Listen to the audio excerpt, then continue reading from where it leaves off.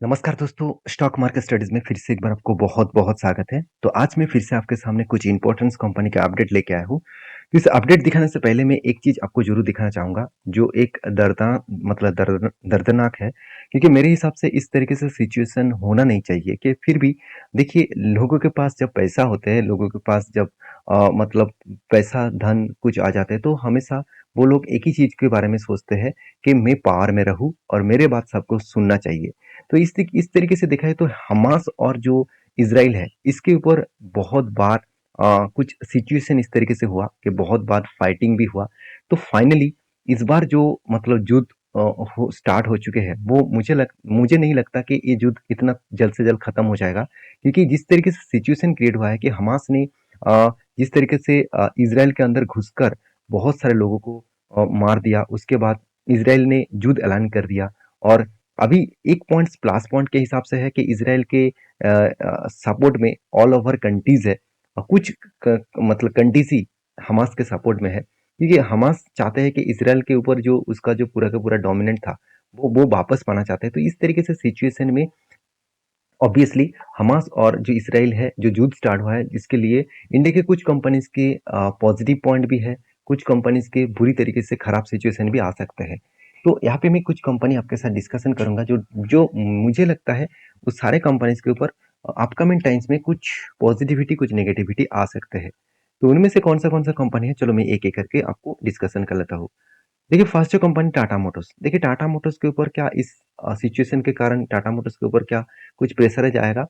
बिल्कुल आएगा, ऑब्वियसली आएगा, क्योंकि टाटा मोटर्स इसका जो गाड़ियाँ है, जैगवार एंड लैंड रोवर, आप सभी जानते हैं इसका सबसे ज़्यादा लग्जरीज गाड़ियाँ है और इसी गाड़ी के ऊपर कंपनी 67% रेवेन्यू जनरेट कर रहे हैं। तो इस 67 रेवेन्यू जनरेट करने वाला प्रोडक्ट के ऊपर अगर सेल्स डाउन हुआ तो ऑब्वियसली ग्रोथ कम हो जाएगा, क्योंकि देखिए इस तरीके से प्रोडक्ट का डिमांड कम ऑब्वियसली देखने को मिल सकता है, क्योंकि जब ग्लोबली मार्केट में कुछ इस तरीके से वायर मतलब युद्ध जैसा सिचुएशन क्रिएट होता है, वॉर जैसे सिचुएशन क्रिएट होता है, तब हमेशा आपको एक चीज नजरअंदाज नहीं करना चाहिए कि हर कैटेगरीज प्रोडक्ट का जो डिमांड है वो कम हो जाता है, क्योंकि उस टाइम एक्सपोर्ट बंद हो जाता है, उस टाइम प्रोडक्ट का जो डिमांड है वो कम हो जाता है।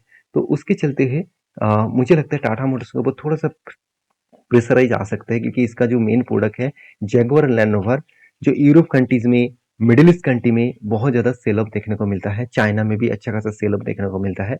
तो मुझे लगता है इस तरीके से प्रोडक्ट के ऊपर थोड़ा सा सेल का प्रेशर रहेगा। जो सेल का प्रेशर रहेगा तो मतलब कंपनी के ऊपर इनकम भी, ग्रोथ भी कम हो सकते हैं। और एक रिपोर्ट के माध्यम से एक डेटा भी पब्लिश किया गया था, और आपको मैं बता दूं कंपनी का जो टारगेट है, कंपनी बता रहा है कि आप देख सकते हैं रिफ्यूजीज जो प्रोग्राम का जो कंटिन्यूस है टू डिलीवर वैल्यू, जो है achieving 1.5 billion of saving in this year, beating target at 1.0 billion US dollar, sorry billion euro. तो यूरो जो है 1 बिलियन को बीट करके 1.5 बिलियन तक कंपनी पहुंच चुकी है, और कंपनी का ये भी टारगेट है 2030 तक कंपनी जो CO2 जो गैस है, जो कार्बन जो जिस तरीके से इमोशन हो रहा है उसको कम करेंगे, उसको बहुत कम करेंगे, जिसके चलते है कंपनी का जो प्रोडक्ट्स है वो ज़्यादा से ज़्यादा बेचे जाए। और साथ ही साथ कंपनी ये भी यूज कर रहा है, कंपनी देखिए बिग डील किया है एनवीडिया के साथ, एक बिग पार्टनरशिप किया है, क्योंकि आर्टिफिशियल इंटेलिजेंस इस प्रोजेक्ट के ऊपर, नेक्स्ट जनरेशन का जो काम है AI के ऊपर, तो उस प्रोजेक्ट के ऊपर भी कंपनी काम करने वाला है। तो सोचिए, हर दिशा में देखा जाए तो टाटा ग्रुप के, टाटा मोटर्स के एक पॉजिटिविटी ग्रोथ देखने को मिल सकता है।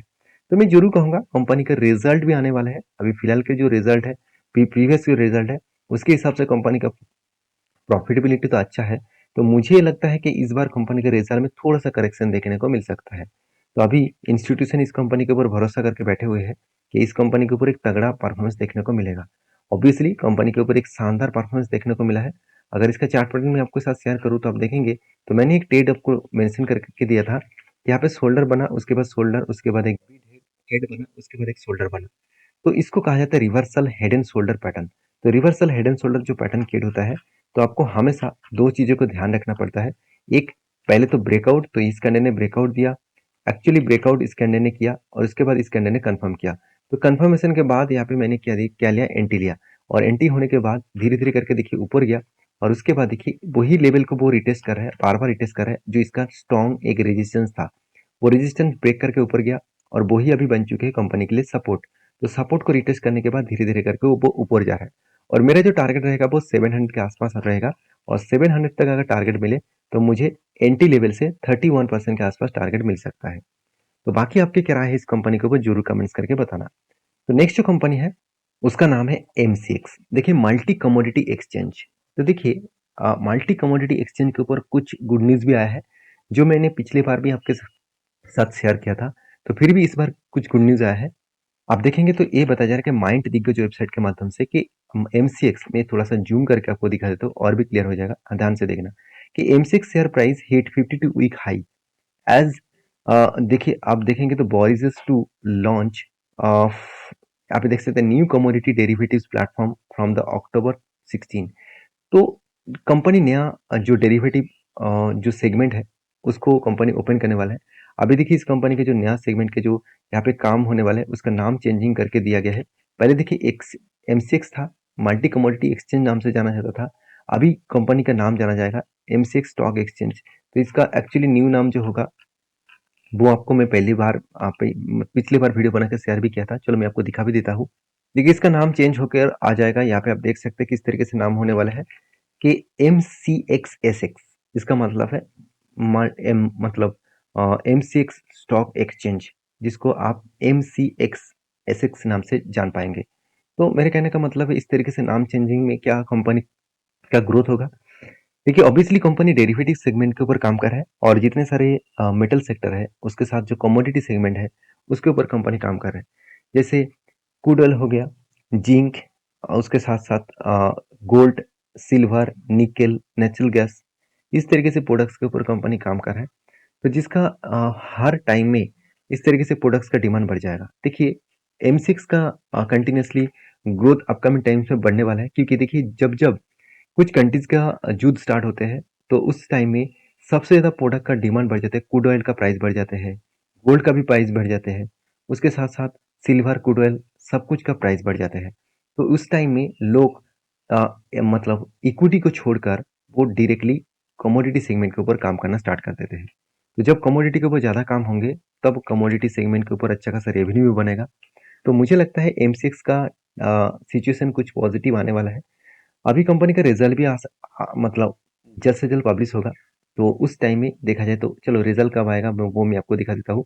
रिजल्ट आने वाले हैं, आपको यहाँ पे डेट मेंशन किया गया है 23 अक्टूबर में। तो उस टाइम में कंपनी का रिजल्ट आने वाला है और रिजल्ट जब आएंगे तो एक अच्छा खासा धमाका हो सकता है क्योंकि कंपनी का रिजल्ट मुझे लगता है अच्छा खासा मिल सकता है क्योंकि कंपनी पिछली बार भी शानदार तरीके से सेल्स को इंक्रीज किए थे। एक्सपेंस को मेंटेन करने के बाद कंपनी का प्रॉफिट मार्जिन उतना ज़्यादा नहीं देखने को मिला था।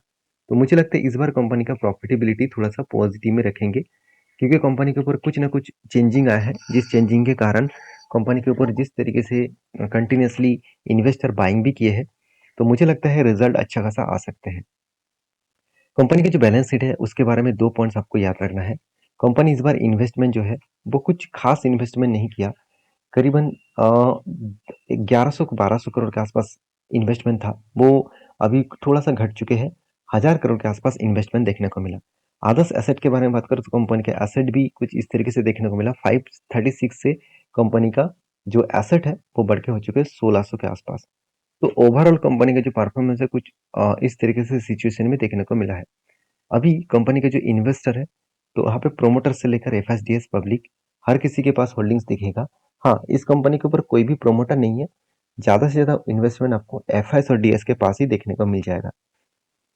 अभी एक चीज़ याद रखना, इस कंपनी का जो चार्ट पैटर्न बना था वो कुछ इस तरीके से थे।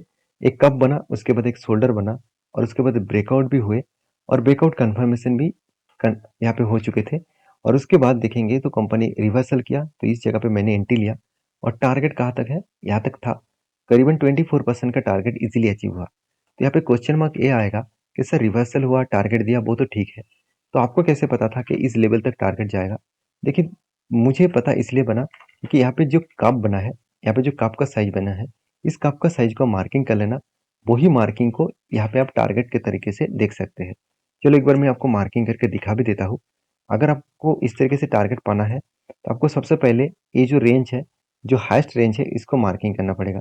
तो हाईएस्ट जो रेंज है इस तरीके से रेंज बना था, तो उसको मार्किंग करके उसी लेवल को आपको जो एंटी लेवल्स है वहाँ से बिठाना है और आपको देखना है उसका टारगेट कहाँ पे बनना है। और आप हायर पॉसिबिलिटी होंगे अगर वही एंटी लेवल्स और टारगेट लेवल अगर प्रीवियस स्विंग हाई के नीचे बने तो ऑब्वियसली प्रीवियस स्विंग हाई के नीचे ही बना है। अभी मेरे हिसाब से एक बिग एंटी लेवल बन सकता है, क्योंकि जिस तरीके से एक बड़ा सा कप बना, मुझे लगता है आप देख सकते हैं यहाँ पे एक बिग कप बना और उसके बाद देखिए यहाँ पे एक हैंडल बना। तो हैंडल कंप्लीट हो चुके हैं, अभी देखिए फाइनली ब्रेकआउट भी हो चुके हैं। अभी ब्रेकआउट होने के बाद इसके ऊपर मुझे कोई क्लोजिंग कैंडल चाहिए। क्लोजिंग कैंडल बने तो एक बड़ा सा टारगेट एंटी लेवल यहाँ पे मिल सकते हैं। तो मैं उस डेट के लिए इंतजार कर रहा हूँ। नेक्स्ट जो कंपनी है जिसके बारे में बात करूँ उसका नाम है लक्ष्मी ऑर्गेनिक्स इंडस्ट्रीज लिमिटेड। एक लक्ष्मी ऑर्गेनिक्स इंडस्ट्रीज लिमिटेड के बारे में बात करूँ तो ये कंपनी एक शानदार धमाका शुरू कर चुके हैं, क्योंकि कंपनी के ऊपर एक बहुत बड़ा कैपेक्स अनाउंसमेंट हो चुके हैं। जो कैपेक्स बहुत दिनों से आपको बताया जा रहा था कि कंपनी कैपेक्स को बढ़ाने वाला है, खुद को बिजनेस के ऊपर इन्वेस्टमेंट करने वाला है, तो वो कैपेक्स का फाइनली रिपोर्ट आ चुके हैं।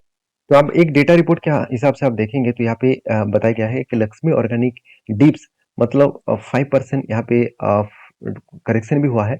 जब इस तरीके से रिपोर्ट आया था तो एक जंप देखने को मिला था, उसके बाद 5% करेक्शन भी हुआ नेक्स्ट डे में। तो कंपनी का जो रेजिंग है, जो फंड रेजिंग है वो 259 करोड़ के आसपास है, क्योंकि कंपनी बता रहे थे कि कंपनी को ज्यादा प्रोजेक्ट मिलने वाला है। चलो मैं एक बार आपको वो न्यूज भी दिखा देता हूँ, उसके बाद और भी आपको क्लियर हो जाएगा। देखिए गूगल में जाकर सर्च करेंगे तो हर कोई वेबसाइट में आपको एक ही चीज दिखेगा कि 259 करोड़ वाया QIP। मतलब क्वालिटी जो इन्वेस्टर है उसको वो शेयर को बेचेंगे और उससे वो पैसा उठाएंगे कितना, करीबन 250 करोड़ के आसपास। इस 250 करोड़ के आसपास पैसा उठाने के कारण कंपनी में एक ग्रोथ अपकमिंग टाइम्स में ग्रोथ होने का चांसेस बहुत ज्यादा बढ़ चुके हैं। कंपनी कंटिन्यूसली देखिए अलग लेवल का रिप्रेजेंट किया खुद को। तो 7,800 करोड़ के आसपास इसका मार्केट कैप है और धीरे धीरे करके कंपनी का मार्केट कैप भी बढ़ रहा है। ROE तो एक एवरेज लेवल के आसपास है, कंपनी का कर्जा एकदम जीरो है, ना के बराबर है, इनकम भी है। और कंपनी क्वार्टरली रिजल्ट के हिसाब से देखा है तो कंपनी के रिजल्ट में कुछ चेंजिंग आया, क्योंकि कंपनी का जो प्रोडक्ट है वो स्पेशलिटी केमिकल्स के ऊपर, स्पेशलिटी केमिकल्स का जो मार्केट में डिमांड है वो थोड़ा सा देखा जाए तो घट चुके हैं, और जिसके चलते हैं कंपनी के सेल्स में थोड़ा सा करेक्शन आया। देखिए आपको लग रहा है कि सिर्फ यही कंपनी के ऊपर सेल्स करेक्शन है, बिल्कुल नहीं। इंडिया के सबसे टॉप लीडिंग कंपनी पीडीलाइट है, SRF है, रिलायंस है, ये भी सब सारे के सारे केमिकल्स कंपनी है, टाटा केमिकल्स, ये सारे के सारे केमिकल्स कंपनी है। ये सारे कंपनी के ऊपर स्पेशलिटी केमिकल्स बेचने वाला कंपनी के ऊपर प्रेशराइज देखने को मिला। तो टोटली इंडस्ट्रीज में प्रेशराइज है, तो इसमें आपको चिंता करने का जरूरत नहीं, आज नहीं तो कल वो फिर से खड़ा हो पाएंगे। और कंपनी के देखिए इस खराब सिचुएशन में कंपनी कर रहा है, आपको ध्यान से इस चीज को देखना पड़ेगा कि कंपनी का फिक्स एसेट तो बढ़ा, उसके साथ साथ कंपनी देखिए हाईएस्ट पैसा को भी बिजनेस के ऊपर लगा चुके हैं। तो बिजनेस के ऊपर इतना ज्यादा पैसा लगाया जा रहा है तो कुछ ना कुछ तो बड़ा सोच कर ही वो लगा रहा है। ऐसे नहीं कि खराब सिचुएशन में माल मतलब प्रोडक्शन कम करूँ, कंपनी के ऊपर इन्वेस्ट ना करूँ, तो वो कंपनी मेरे हिसाब से नेगेटिव पॉइंट में जा सकता है। तो मैं जरूर कहूंगा इस तरीके से कंपनी के ऊपर आपको सोच समझ कर काम करना पड़ेगा।